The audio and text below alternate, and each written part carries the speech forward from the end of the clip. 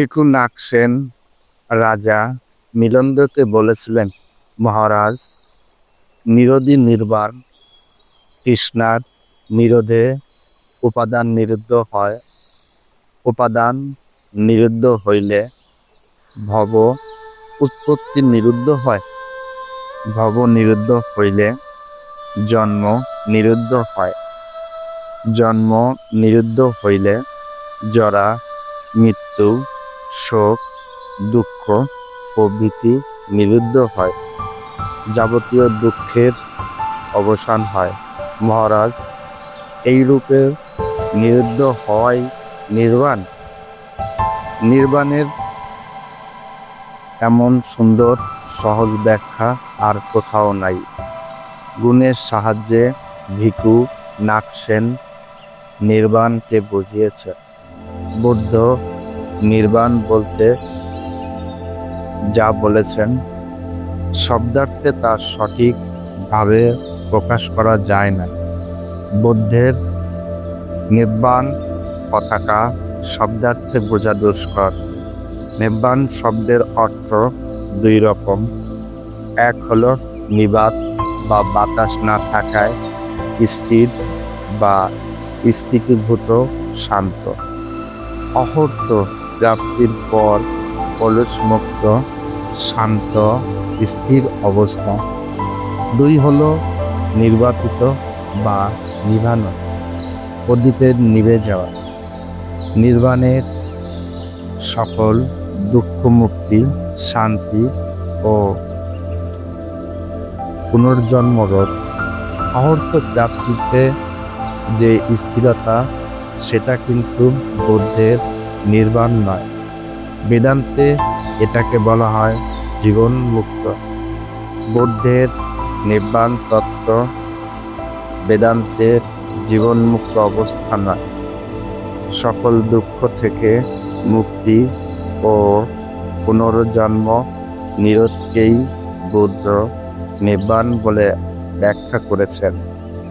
নির্বাণে জীবনের সমাপ্তি, কারণ জীবন থাকলে দুঃখ থাকবে। নির্বাণ শব্দের দ্বিতীয় অর্থ নিয়েই এই আলোচনা। বুদ্ধের এই নির্বাণ তত্ত্ব সঠিকভাবে বুঝতে হলে গোড়ার থেকে শুরু করতে হয়।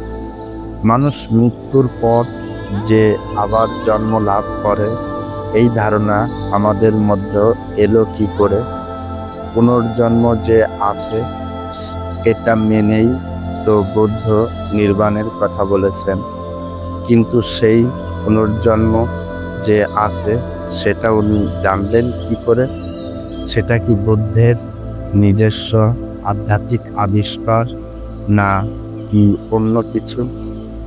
এইসব নানা বিষয় নিয়ে আলোচনা দরকার, নইলে বুদ্ধের নির্বাণ তত্ত্বের সঠিক মূল্যায়ন হবে না। বুদ্ধ কেন এই তত্ত্বের উপর তার পুরো ধর্মদর্শনকে স্থাপন করলেন? কি এই ধর্মের বৈশিষ্ট্য যা বুদ্ধের ধর্মদর্শনকে তৎকালীন সকল ধর্মদর্শন থেকে সম্পূর্ণ আলাদা করে, পৃথক করে প্রতিষ্ঠা করেছে? এই সবও বিশেষভাবে জানা দরকার। নির্বাণে মানুষ জরা, মৃত্যু, ব্যাধি ও শোক দুঃখের অতীত হয়ে যান। তার আর পুনর্জন্ম হয় না। নির্বাপিত প্রদীপের মতো তিনি নিজে নিভে যান। ন অতি তস্য পুনর্ভব। এটাই সহজ সরলভাবে ভিক্ষুনাথ সেন রাজা মিলিন্দকে বুঝিয়েছিলেন। জগতে সবকিছু নরণশীল। কবি বলেছেন, জন্মিলে মরিতে হবে, অমর কে কথা কবে।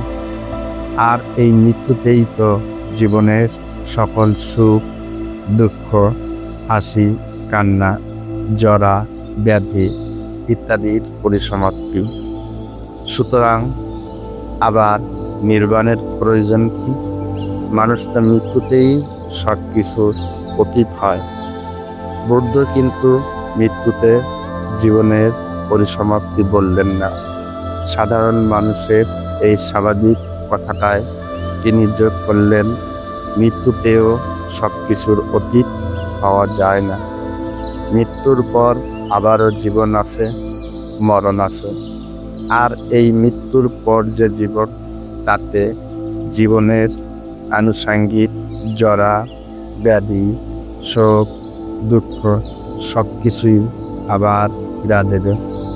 এইভাবে জীবন আর মৃত্যু, মৃত্যু আর জীবন চক্রাকারে চলবে নিরন্তর।